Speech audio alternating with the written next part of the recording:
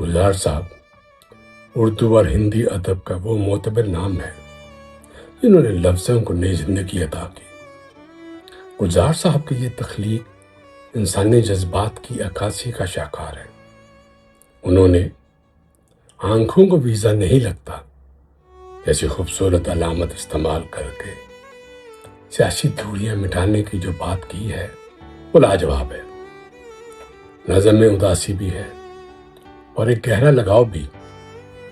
یہ نظم ثابت کرتی ہے کہ فنکار کبھی بوڑھا یا خاموش نہیں ہوتا، وہ اپنے چاہنے والوں کی بند آنکھوں میں ہمیشہ زندہ اور متحرک رہتا ہے۔ عرض کیا، آنکھوں کو ویزا نہیں لگتا، سپنوں کی سرحد ہوتی نہیں، بند آنکھوں سے روز میں سرحد پار چلا جاتا ہوں ملنے مہدی حسن سے۔ سنتا ہوں ان کی آواز کو چوٹ لگی ہے اور غزل خاموش سامنے بیٹھی ہے، کانپ رہے ہیں ہونٹ غزل کے، پھر بھی ان آنکھوں کا لہجہ بدلا نہیں۔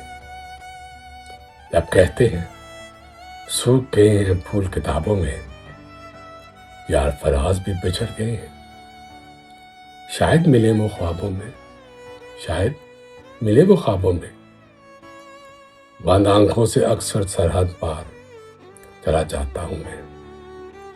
آنکھوں کو ویزا نہیں لگتا، سپنوں کی سرحد نہیں ہوتی، آنکھوں کو ویزا نہیں لگتا۔ گلزار صاحب۔